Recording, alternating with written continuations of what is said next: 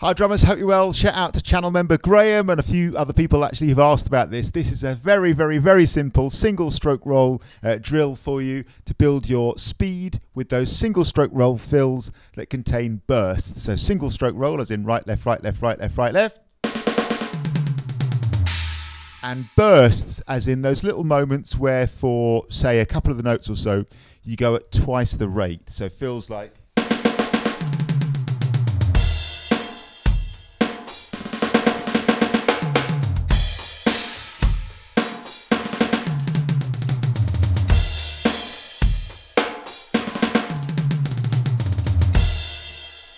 that kind of business. Graham was in particular thinking about the drum fill from When I Come Around by Green Day. Pop music, rock music is littered with examples of these, and if you're working on drum grades, these feature quite a bit as well. So here I'm talking about single stroke rolls all the way. Sometimes when you play bursts, you can use double strokes, so you can do things like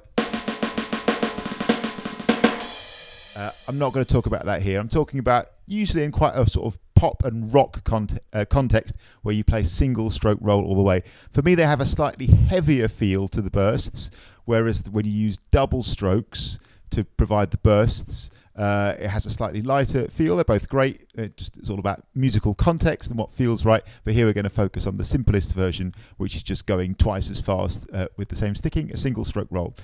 All we're going to do here, and one thing I've really learned actually over the years of doing this job is very often the simplest drills are the best. It's about getting a great simple drill and hammering it, man, till you really starts to feel natural, getting into that beautiful improvement zone I'm always talking about, where you work up to speed, and you get to that lovely point where you could just about still do it, but you're sensing that little bit of challenge, that tension is just starting to creep in. That's the zone, man. Live in that zone and you'll get better and better. And a real simple drill here, which is just going to go. So 16ths, 1E and a 2E and a 3E and a 4E and a. And on the first two of those hits each time, we're going to go at twice the rate. So 1E and a 2E and a 3E and a 4E and a. So we're going to play a straightforward straight 8s groove. And 4, then we're going to play 1E and a 2E and a 3E and a 4E and a. Okay, so the first thing we'll do is go slow to fast to slow. Now this is one of my absolute favorite ways of practicing something and improving it. My experience of doing this job is it's wildly overlooked and very, almost I would say rarely done, man, even though it's absolute dynamite. So what we're going to do here, and the fast bit here is the really important bit. By fast, I mean your improvement zone. So the fast bit is really relative to where you're at, and obviously different for every drummer. But I'm going to start real slow here, and I'm going to work up to what I think is a reasonable improvement zone. Obviously, I've got to pitch it somewhere, so it might be that you can go much faster than this. It might be that you can't go as fast as this. It might be that this is dead right. I'll take a guess somewhere. So we'll start slow. We'll work it up to what I think would be a reasonable improvement zone. We'll do that thing of holding it there for about 15, 20 seconds, and we'll bring it back down again. This is absolute dynamite practice when you go, in my opinion, because when you go slow, what you're doing is you're presenting your hands, in this case, and your brain and your feet as well, if they're involved, with the information. You're setting the precedent, right? You're doing the bit where you're actually learning it. You're sort of introducing it to your nervous system. Then as you push up speed, the game is, can you keep that together? Can you hold your form? And like it says in the amazing Stick Control by George Lawrence Stone, at the merest hint of tension, we're going to stop. So as we start to pick up speed, we just start to notice that little bit of tension coming in. It's just that little bit of a challenge to hold it there. That's our fast for now. That's our improvement zone. We're going to hold it there. We're going to bring it back down.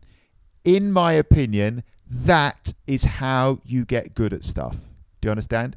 In my opinion, that is what you do. My experience is 1%, 2% of people who come for lessons actually do that regularly. That's my experience. Be that 1 or 2%. Guess what? They're the people who sound completely brilliant because they actually build the skill. They're actually rehearsing it in a constructive manner. Start slow. Establish the movement that you're making. Allow good old myelination to take place. I'll link to my video in the description below about myelination. Work up to speed. Get into that beautiful improvement zone where you can just about still do it. If it's a bit of a stretch, hold it there for a bit.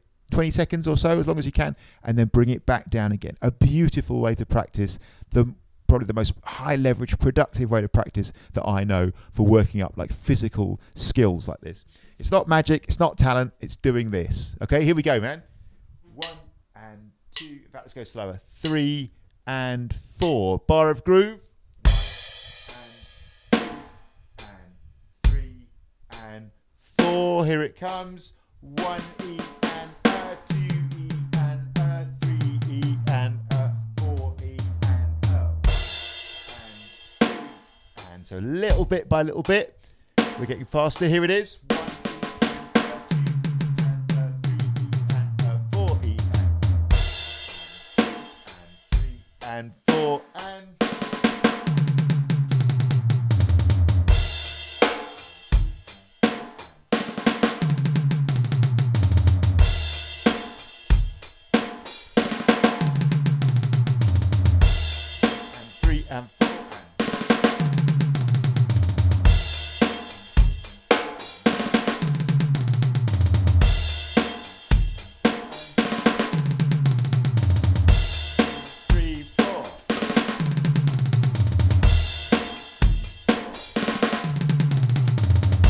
okay, let's hold it here. 3, 4.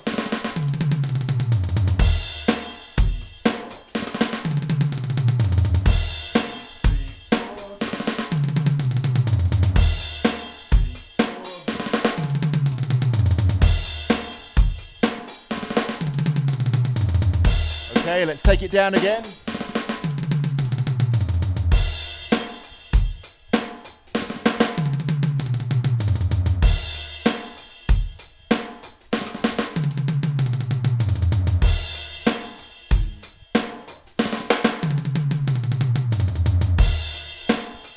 And here it comes.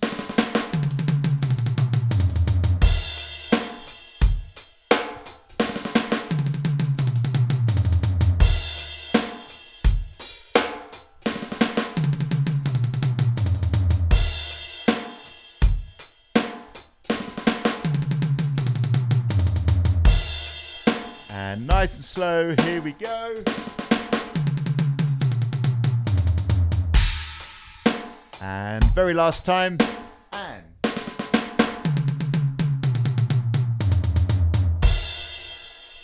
So nice and slow. Establish it, work it up to speed to that point where you're being challenged.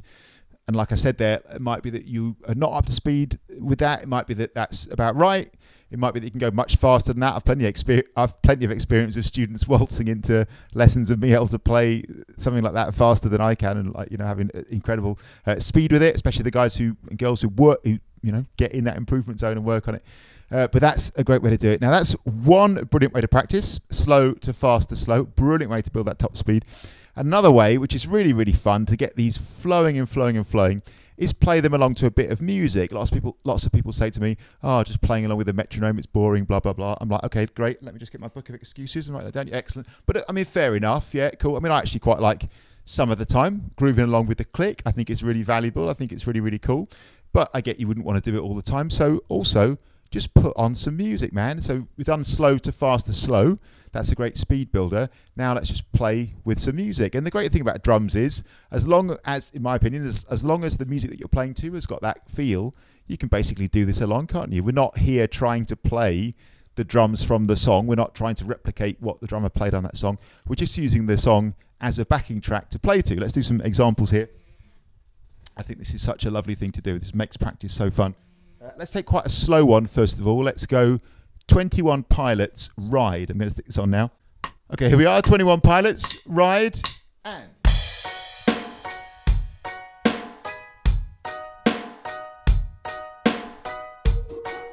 And here comes the drum fill.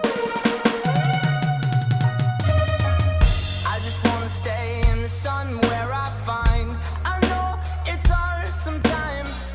Pieces of peace in the sun. And here we go. I know it's hard sometimes.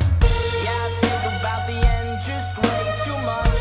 But it's fun to fantasize on my enemies who wouldn't wish and again. I was. But it's fun to fantasize. Oh, oh, oh, oh, taking my time on my ride. Oh, And drum I'm bored, so I'm taking my time on my ride. Taking my time on my ride. Here we go. I die for you, that's easy to say. We have a list of people that. That's just one example. You can play any music that you like, man, that has the right feel, but that might be a good one at a sort of moderate speed. And how about a little bit quicker? Let's do Staying Alive by the Bee Gees. Check it out. 2, 3.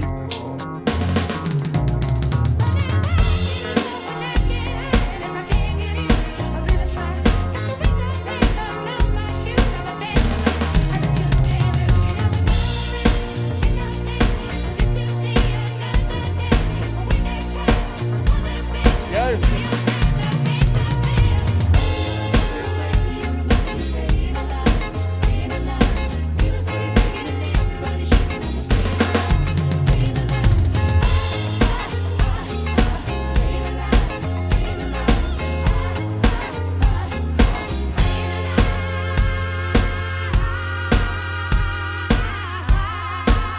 Here we go.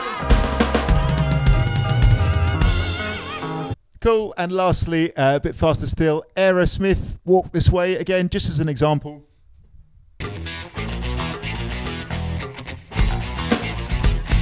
Seesaw swinging with the balls and the stool and your feet flying up in the air. Sing hey diddle diddle with your kitty. Here we go. Swing like you didn't care. So I took a big chance at the high school dance with the mister who was ready to play. Wasn't me, she was fooling 'cause she knew what she was doing. Then I know I was here to stay. What she told me to.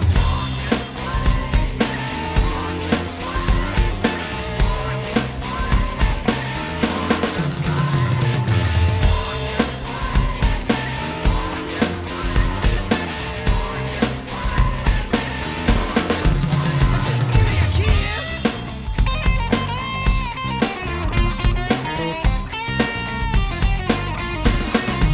I like this. So to get the idea, the other great way to practice it, in my opinion, just put on either a metronome or a bit of music that you like and just play it, man. Groove, and whenever it feels like a good time to throw in the fill, throw it in. Brilliant. Two classic ways to practice, and I think this goes for pretty much everything you practice on the drums, especially physical skills. You know, rudiments, sticking patterns, stuff like this, physical drills. Perfect, man. I'm such a big fan of this. Alternate these two methods, slow to fast. By fast, we mean that improvement zone, to slow again.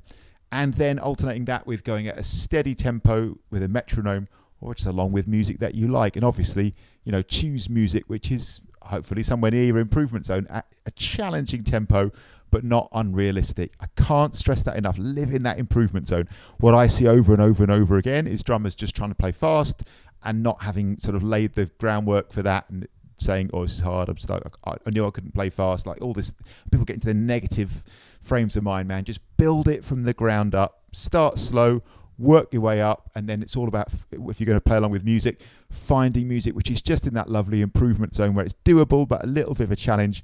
Live, I can't stress this enough, this is what I really believe in, live in that zone and the improvement will come. Just a quick bit of technique talk here with, obviously I'm playing with a match grip here, and I'm thinking about throwing the sticks down and the tip of the stick being like a basketball. And that lovely feeling of the tip of the stick bouncing. When we're doubling up, when we're going for those bursts, I personally am basically thinking just about the same sort of thing. I am slightly aware though, especially as it gets faster, that you can be using your fingers right at the back of your grip here to really help whip the stick along. So I'll link to my videos below about like finger control and that sort of stuff, because I'm kind of aware here as I start going faster with these that those fingers at the back of the grip, the middle finger, ring finger and little finger, actually become quite active when we get into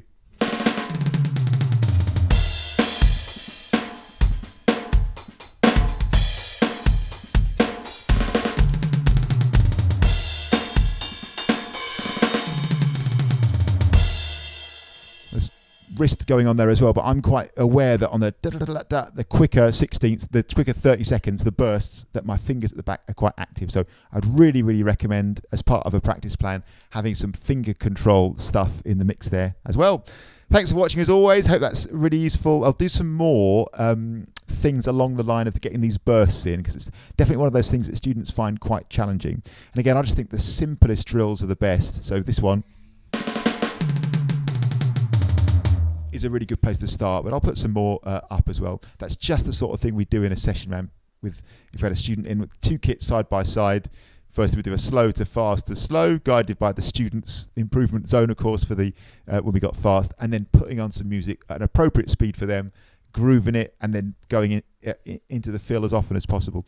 And that's such a lovely way to build it. So like I say, I hope that's helpful. Thanks for watching as always. Shout out to channel member Graham for asking about that fill, and asking for some ways that we can help improve those bursts and build that physical skill. The biggest thing to just repeat and repeat and repeat, based on my experience as a drum teacher, is you build these skills. People often say the same phrases over and over again. I've heard them hundreds of times, thousands of times now. I'm struggling with this. People say, I struggle to go fast enough. And almost always when a drummer says, I'm struggling this, what they're articulating is the fact that they can't currently execute it at the speed that they want to. But rather than, I don't see that as struggling at all. I just see that as like, okay, here's the start. Here's where you want to be with it. That's work to be done. That's a path to go on. And you're just not at the end of that path. You might be here, or you might be here, you might be here. You're not struggling, but just embrace. And this goes back to really age-old principles, doesn't it, in my opinion, of just do the work, man. Start at the beginning. Don't make any assumptions. Don't take anything for granted. Don't think that you're entitled to just play things really quick just because you like the sound of it or because you can understand it mathematically. You've got to do the graph, man. You've got to start at the beginning. And drills like this are perfect because they just, and especially the slow to fast to slow, because you establish your technique, you establish the feel, you get it going, and then you work up bit by bit. You're not suddenly trying to play it out of nowhere fast and declaring it that it's hard. You're actually building it from the ground up. And I just think that's such a real, it's an age-old principle that's older than you or me, no matter how old you are watching this. But people widely still forget that and just think that they're going to turn up at the end and play this smoothly. You build these skills. And this is just the sort of really simple drill, I think, that will do that. So thanks for watching. I hope it was useful. Like I say, really appreciate it. Please like, share, and subscribe. If you do subscribe and you want to get a notification every time I upload a video, which is pretty much every day these days, please click the little bell icon. And thanks to Graham and all the amazing channel members who support this channel now via my Buy Me a Coffee page. I can't thank you guys enough. It's incredible the way you've got involved with the channel. If being a channel member is of interest to you, details in the description below. As a channel member for £10 a month, you're getting a whole lot of features back in return for supporting this channel and helping it grow. You're getting input into the channel in terms of requests for future videos and suggestions for songs and videos of this nature or whatever. You're also getting members videos. You're getting full talk-throughs of the note-for-note covers that I put up. You're getting a complimentary practice plan, which is your practice plan. That's so we'll get together for a complimentary Zoom session or face-to-face session if you like. We'll put our heads together and we'll draw up what I think is the practice plan for you based on where you're at. Like, it will be exactly what I would recommend practicing in the order that I would recommend practicing it, depending on how long you've got. I'll write that all out for you. You can follow that. We'll update that for you as you progress based on how you're finding it and how you're going. You can send me your practice videos anytime. I'll give you feedback. And basically, I'll be on hand for you to support you as you go along, working on that plan, hopefully improving with your drumming. You also get access to future, if you want them, face-to-face and Zoom sessions. People ask me all the time, oh, have you got any space for lessons, for Zoom lessons? Well, that's how it works now, happily, very happily. I'm very grateful to say, due to popular demand, it works now via the channel membership system. So channel members are the people who get access to those lessons. So if that's of interest to you, details below. And man, I just can't thank you guys enough. Like I say, you're supporting the channel like crazy and helping it grow. I really, really appreciate so much you being part of it. Thanks to all the lovely people. I keep saying this. I promise I'll do it tomorrow. I promise I'll do it tomorrow. I'll shout out all the lovely people who've bought me a coffee as well. You can just, if you want to not become a channel member, but you're still digging the channel, you can contribute to it by buying me a virtual coffee, which I massively appreciate. Thanks to all the lovely people who do that. So I hope that's helpful. Good luck with your bursts. Take your time, man. Slow to fast to slow. I can't say this enough times. Build it and don't bring any assumption to it that you're going to do it in any particular time frame. Start from slow, work it up, alternate that with playing with some music. Don't don't have any expectation that it's going to smoothly go straight away. Enjoy the process of building it, and you'll get there, man. You can't go wrong if you stick to that strategy, I think. Thanks so much. See you soon.